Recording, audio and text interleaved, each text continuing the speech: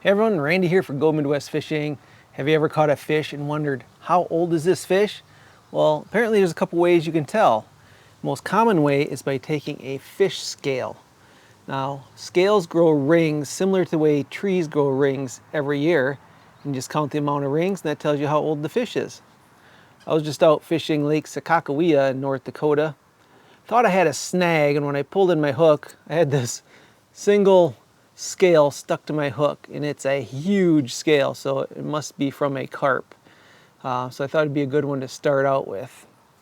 So what you're going to need is a microscope or a way to magnify the scale so you can see the rings on it. Now this is my first time doing this, so I did some research on it, and I found a paper from the University of Michigan. It's Extension Bulletin E-1774. I got it here. I'll put it up on the screen or even link it down below, so if you want to check it out for yourself, you can see it too. Now, it has a few instructions on here. It says you're going to want to take about 10 scales because some scales could be replacement scales, so they won't show the full age. So by getting 10, you get a good sample and get a more accurate answer. And also you want to collect the scales, it says just under the front edge of the dorsal fin and above the lateral line. Now you don't want them on the lateral line because they have like a tube running through it, which obscures the rings on the scale. And the example they show here is from a bluegill, and what you're going to want to count, it says not the fine little lines, but the big wider lines. And they call these, I think it's called annuli. So there shows an example picture here of the bluegill. They have, looks like a 4-year-old bluegill. And it's really hard to tell in the picture here where they have the little arrows pointing to tell how old it is, but let's look at our scale and see what we can find. All right, so this is the center of the scale, and I'm just going to slowly move out. And you can see it has a whole bunch of little ridges. Try to keep it focused here. It almost looks like, you know, your prints off of a finger. Your fingerprints on there, all the little tiny ridges. But we don't want to count each individual ridge. You want the bigger lines. And it's really hard to tell on here. So there's the edge of the scale. I want to show you something cool though. Here's the part of the scale that attaches to the skin of the fish. So you can see it's actually a different color. There you go.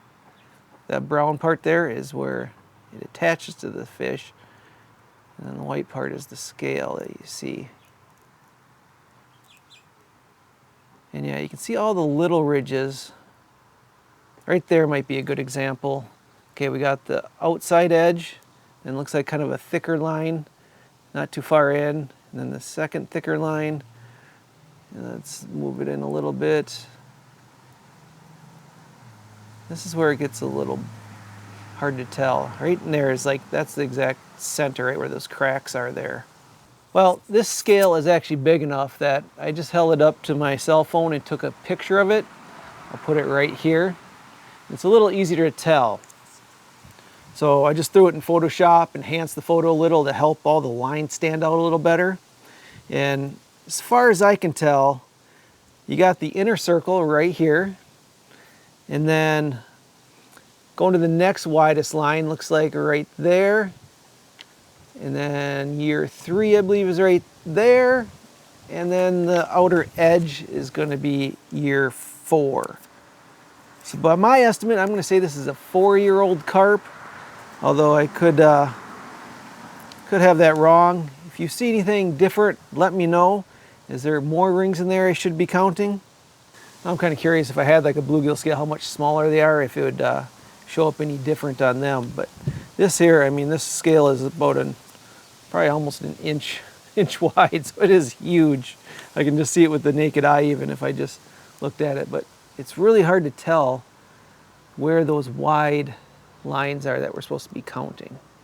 Now there are other ways to tell the age of a fish on fish like catfish that have no scales, or fish like trout that have very small scales. You can use a bony structure such as spines, vertebrae, or otoliths, which are the bone in their ear. What you're going to have to do is cut a very thin section of that bone, and then again put it under a microscope and count the rings just like you would on a scale. Now the only real problem with this is you have to kill the fish to do that. So if all possible, it's easier just to use the scale and that way you don't harm the fish. Now in this bulletin from the university, they have a little graph here which I thought was interesting, so let's go over one of the fish on here.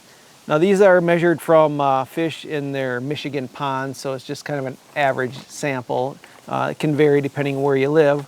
But if we look at largemouth bass, it says in their first summer, they're going to be anywhere between 1 and 4 inches. By the second summer, they're up to 6 to 8 inches. By the third summer, which means they're 2-year-old fish, we got 8 to 10 inches. 3-year-old fish are 10 to 12. 4-year-old fish are 12 to 14, and then it goes 13 to 17 for 5-year-old fish. And life expectancy for largemouth bass is 14 to 15 years.